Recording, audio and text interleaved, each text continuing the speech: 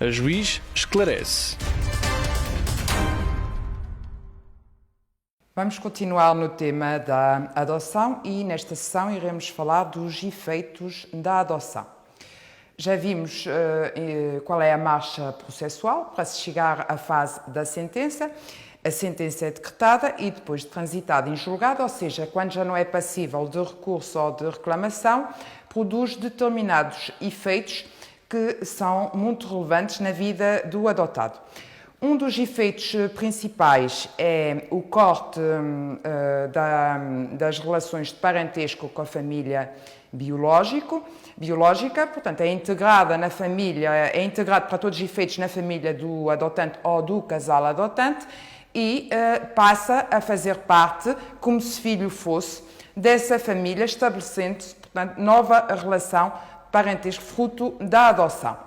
Relativamente ao corte das relações biológicas, a lei estabelece duas situações que constituem um desvio a essa regra. Uma delas é quando o adotado é filho do cônjuge ou do unido de fato do adotante. Nesses casos, mantêm-se as relações biológicas com o cônjuge ou unido de facto e com a família biológica. A segunda exceção ocorre quando, ponderado o superior interesse da criança, o juiz, na sentença, entenda que é benéfico para a criança ou jovem adotado manter relações com algum elemento da sua família biológica, nomeadamente os irmãos. O juiz terá necessariamente de se pronunciar quanto a isso e essa decisão depende sempre do consentimento dos adotantes. Portanto, terão de fazer um esforço no sentido de continuar a promover o convívio com esses familiares biológicos, digamos assim, que o juiz tiver reconhecido como sendo partes integrantes do processo de formação da criança, que sejam relações estruturantes da vida afetiva da criança e, claro está, é necessário para isso que haja colaboração dos adotantes e que não se oponham à manutenção desses convívios. Terá de ser averiguado antes da sentença qual é a disponibilidade dos adotantes e se de facto o superior interesse da criança assim o justifica. Outro dos efeitos da adoção prende-se com a irrevogabilidade da mesma. Portanto, o que se pretende é a criação de um vínculo definitivo e não meramente transitório, o que significa que, constituído o vínculo da adoção e estabelecida por essa forma a filiação do adotado com os adotantes, porque tudo se trata como se filho fosse depois de adotado, nem por acordo do adotante e dos adotados, do adotado, poderá ser revogado o vínculo desta forma constituído.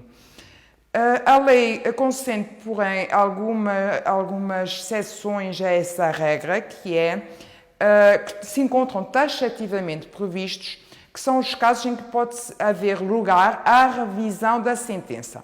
O que é isso da revisão da sentença? Uma sentença definitivamente transitada em julgado, em geral, produz efeitos definitivos, a não ser que, posteriormente, se venha a verificar que algum dos pressupostos essenciais em que assentou essa decisão, afinal, não se verificava.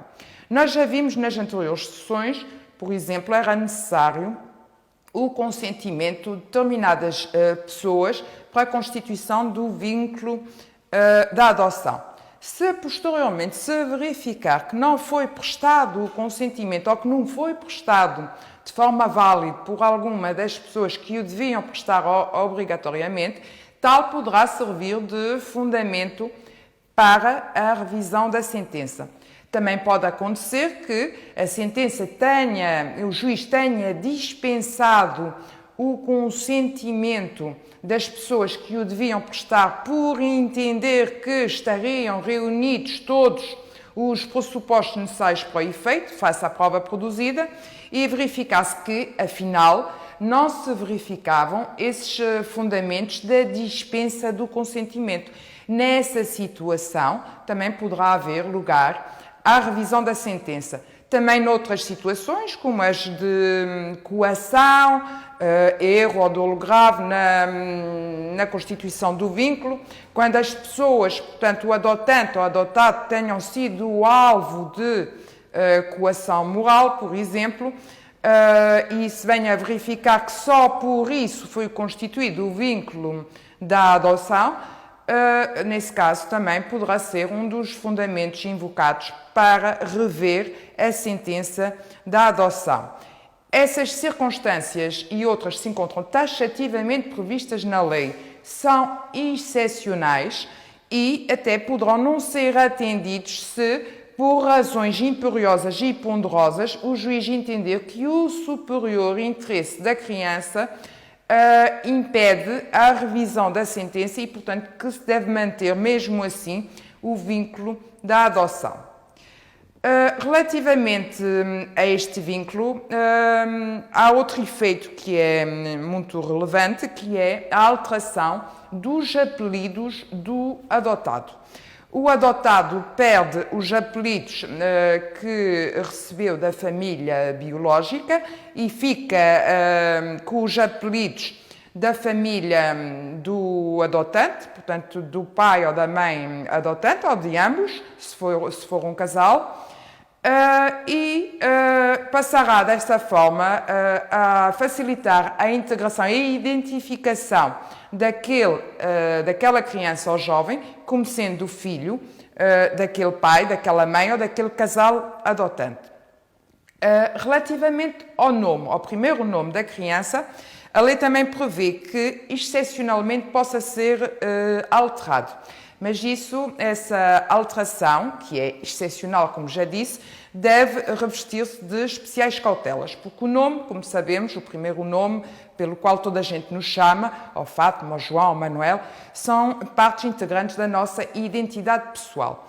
E se tivermos, por exemplo, o caso de um adolescente que está a ser adotado, é óbvio que passou toda a sua vida a ser chamado por aquele nome. E se for sua vontade dessa criança, desse jovem, continuar a usar esse nome, mesmo que os adotantes pretendam que ele adote um novo nome, o juiz, ponderando o superior interesse da criança, terá de decidir em função deste e, se entender que o superior interesse da criança ou do jovem implica a manutenção do nome, terá de decidir em conformidade. Embora haja autores que defendam que a alteração do nome a pedido dos adotantes seja um fator de integração da criança ou do jovem na família que o integra por via da adoção. No entanto, a lei não vai nesse sentido. Como regra, o nome é mantido, e salvo situações excepcionais, poderá, enfim, só em situações excepcionais que eu já foquei e em nome do superior interesse da criança é que poderá ser alterado. O princípio norteador aqui, relativamente aos efeitos da adoção, portanto, tirando os efeitos que são imperativos, tal como a cessação do vínculo parentesco proveniente da família biológica, com exceção daquelas duas situações que eu mencionei, a alteração dos apelidos, têm de ocorrer necessariamente. Relativamente às situações excepcionais que eu foquei, tal como a manutenção dos vínculos da criança ou jovem adotado com algum elemento da sua família biológica, será sempre o superior interesse da criança a nortear a decisão do juiz e nunca, primacialmente, o interesse dos adotantes. Portanto, a criança, mesmo nesta matéria, continua a ser o foco, o critério norteador, o seu superior interesse, portanto, da decisão a tomar, e terá de ser sempre essa a estrela polar que vai nortear a decisão do juiz. Penso que relativamente aos efeitos da adoção abordei os aspectos essenciais. Espero ter sido claro. Na próxima sessão, aliás, nas próximas sessões, iremos debruçar-nos sobre a temática da adoção internacional. Explicarei de que é que se trata e quais são os passos fundamentais para se constituir um vínculo ao abrigo da legislação internacional e nacional que rege nesta matéria. Espero ter sido clara. Bem-aja pela atenção.